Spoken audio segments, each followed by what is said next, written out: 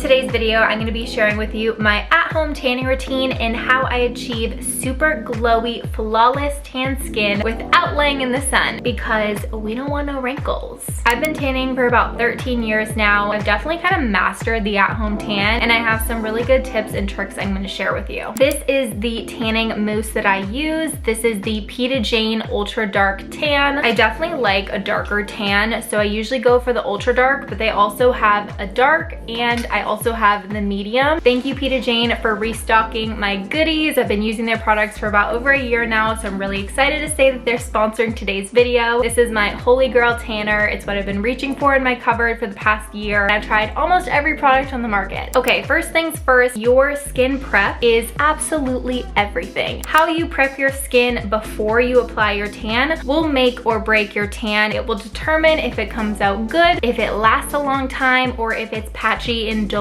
and gross. And I know you put a lot of effort into your tanning routine. That's why you're watching this video. So I know you want your tan to last a long time, so make sure you follow the prep. The first step in my prep process is what I like to call my everything tanning prep shower. In the shower, we are going to start with shaving. I like to shave my arms and my legs, but you do not have to shave. This step is definitely optional, but I like to start with shaving. Then I exfoliate my skin. This step is not optional. You need to exfoliate your skin before you apply your self tan. I like to use this Way Sugar Scrub. It's the scalp and body scrub, and it smells so good.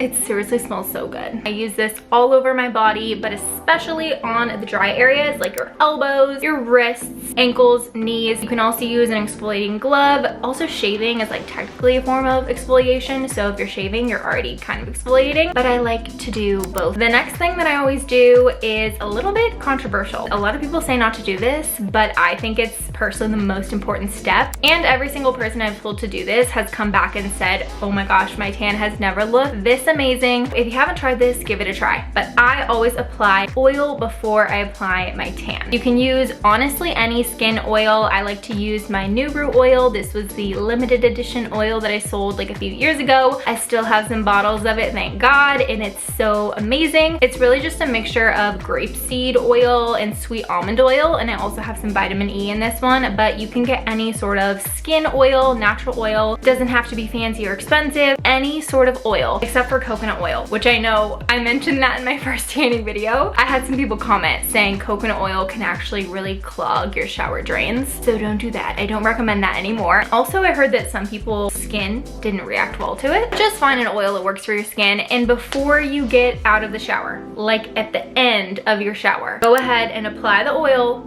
all over your body, especially on the dry areas. Everyone says not to do that before you apply your tan. I think it's literally on like every tanning product to like apply tan on dry skin, but I don't do that. It works so well, and every single person who I've told to do this, like moisturize before you tan, they come back to me and they're just like, oh my gosh, my tan looks so good. It lasted so much longer. It applied so much smoother. It just glides on your skin like butter. Trust me, apply some oil in the shower. Then we are going to moisturize our body with anything that you have. You can use drugstore. I really like the Jergens coconut infused lotion. I think I get this on Amazon. I will link it below. It smells really good, and it's a huge bottle for a pretty affordable price. Sometimes I also use the Way hand lotion as well, just because I have it and it's like in my bathroom. Apply normal lotion all over the dry areas again. Sometimes I even put this all over my body, especially in the winter time if it's really dry. I make sure my body is so moisturized before I apply a drop of tanner on my skin. That is the secret to my tanning routine, really, is just moisturizing before. Once your whole body is moisturized, then we can start applying our tan. As I said, I prefer a dark tan, so I like to go for the ultra dark or the regular dark. I also have the medium, which I might use in the winter time, so I'm not like super dark in the winter. That just looks like abnormal. You can tell it's fake. If you are a tanning beginner, I do not recommend starting with a foam. I recommend starting with a gradual tanning lotion or a tanning lotion of any kind. I love, of course, the Peta Jane gradual tanning lotion. This is perfect for someone who's new to tanning. Foam can dry a lot faster on your skin. As soon as you apply it, you really got to know like what you're doing before the tan dries. So if you're a beginner, that's why I recommend to start with a tanning lotion and then move your way up to a foam. But for all my tanning intermediate to advanced girlies out there, pick up that dark, pick up the ultra dark, because you know we love a dark tan. If you're gonna use a mousse of any kind, you need to be applying it with a mitt or a glove. I have the bronzing mitt from Peta Jane. I have one that I've been currently using, and they just sent me a new one, which I'm so happy about because something just feels so right about a fresh, clean mitt. I switch off between a mitt and a glove. Lately, I have been really enjoying a glove because I think that it soaks up less product, but it's really up to you. Try a mitt, try a glove, and see what you like better. Some tips when you're applying your tan: always start at your shins, not your feet, your shins. Your shins and your calves. And then take the excess on your mitt and brush that over your feet and brush that over your knees. Never directly apply tan to your feet, your ankles, your hands, your knees, your elbows, any dry areas or small areas. I like to apply tan directly to the larger areas like my thighs or my calf, my stomach, totally fine. And then any excess, we blend to the dry areas and we blend to the smaller areas. Otherwise, you could get too much pigment, which is another reason why I like to apply moisturizer in all of those dry areas with extra lines in your skin so that the tan doesn't sit in there and look really pigmented and stand out. Then I just start working my way up. I will do my bum, my back, which I will get to in just a second. I really do like to focus a lot of the product on my shoulders and like my décolletage because that's kind of where the sun naturally hits you. When you're doing your wrists, I like to do this kind of bending motion to really get into any crevices, and then I will flip it up and I will do this side as well. As I'm recording this, I kind of got too much product on the bottom of my palm. So I'm just gonna make sure to wash my hands really carefully after this. I might even do it with like a wipey. Just get that off before anything dries. Also, pro tip, which is like kind of common sense, but like maybe not, I don't want to assume. Never apply tan directly like on the palms of your hands, obviously, or the bottom of your feet. Those areas don't naturally get tan, so you never want to apply tan there. My next tip is probably my most asked question on my entire YouTube channel, which is, how do you tan your back all by yourself? When I first started tanning, I had no idea how to do this, but over my 13 years of trial and error, I have messed up so many times that you don't have to. I have the perfect tool for your back because I've tried literally all of them on the market, and I found the one that works so well every time. This long,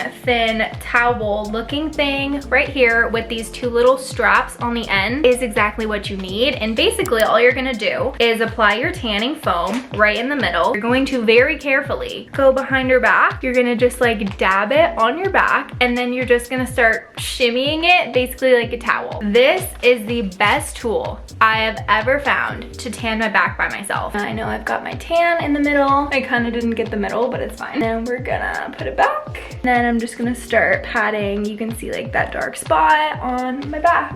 It really helps to like hunch your back too and like make it as flat as possible. I'm just gonna be honest with you. I do not tan my back every single time I self-tan because it definitely is more work. And if it's winter or I'm not wearing something backless, I just don't really care about my back. But when you do need to tan your back and you just want your whole body to be super dark and flawless, that is the tool that you need, and I will link it down below. It's the only tool that I will use for my back. Try the ones with the handles. They do not work, okay? They're so hard to maneuver. It doesn't work out. So that is the only tool that I trust on my back. The next thing that I get tons of questions about is, how do I tan my face? I find when I tan my face, I wear a lot less makeup, like a lot less bronzer. I just don't even feel like I need it because my face is already glowy and tan. So what I like to do is two steps. I take a face tanning lotion and I apply this all over my face. It's just like a normal lotion, moisturizer. I apply this over my skincare products. I know that's kind of controversial to some people too. Love this stuff. It's really light, it's really clean, and it doesn't clog my pores. And then for the fun contouring part, I take my little face brush and I go back to my phone and I go ahead and spritz a pump of this and I start carving out my cheekbones, basically like the little three that everyone has heard of in makeup world. Anywhere you contour with makeup, you can can contour with tan. You can also do like your shoulders, your chest, your stomach if you want to contour abs. I've tried that before and it actually works. I like to contour my eyes because like you put eyeshadow there, my nose a little bit. Honestly, I go ham with the contour, the foam on my face. But if you're not comfortable with tanning your face, you could opt out and not do it, or you could just use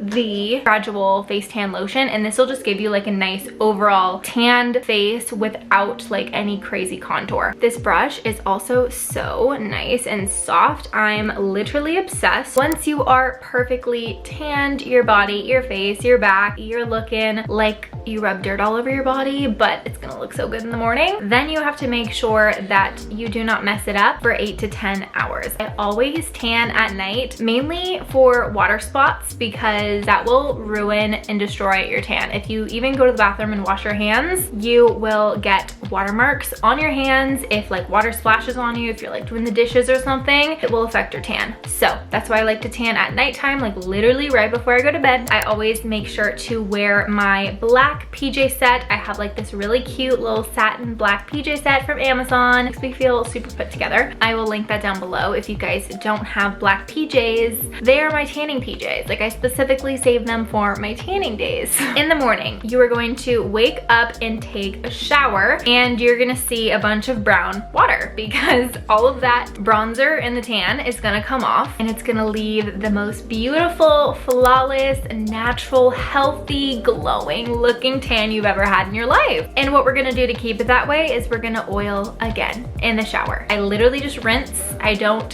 scrub with any exfoliating gloves. I just rinse. You can use body soap, body wash, but nothing harsh that's gonna like scrub away your tan. And then at the end of my shower, I go back in, of course, with my body oil. We're just gonna apply this all over our skin to moisturize and hydrate and lock that tan into our skin. I do a few things to maintain my tan so that it lasts me personally a full 1 to sometimes 2.5 weeks, depending on how much I sweat, work out, shower, exfoliate, all that stuff definitely plays a factor in how long your tan lasts. Typically with good proper maintenance, your tan can last anywhere from 1 to 2 weeks. In order to prolong it, I like to use a tan extender. This is really similar to a tanning lotion. It's really similar to the gradual body tan, but this is a specific tan extender. It's a lotion. You're gonna apply this all over your body. I like to apply this every like 3 to 4 days.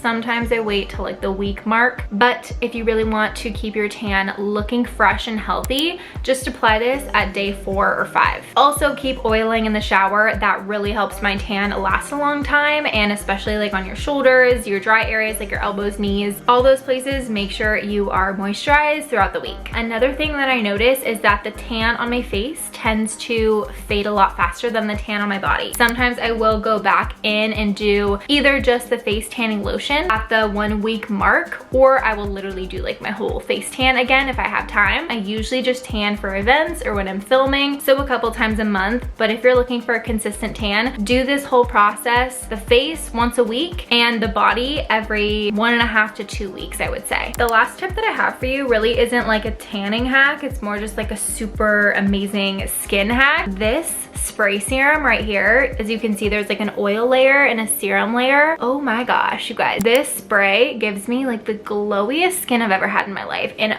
on a tan, this looks amazing. And it's a spray serum, so it's literally like a serum. Like, it's really good for your skin too. So good for giving you like that glowy, gorgeous, flawless tan. As you can see, this is how the finished tan turned out. It's super glowy. My skin is glistening. You can see that my skin is not patchy. It's very, very hydrated and moisturized, and that's what we're going for. We're going for the healthy, glowy, natural tan vibes at home without laying in the sun, because again, we don't want no wrinkles. If you have any more questions about self-tanning at home, definitely comment down below. Please give this video a thumbs up and subscribe down below. Check out Peta Jane's tanning products because they're seriously amazing. They are my holy grail. I love their whole product line, and I will have everything linked in the description down below. As always, I hope you guys are having an amazing day, and I will talk to you in my next video. Bye!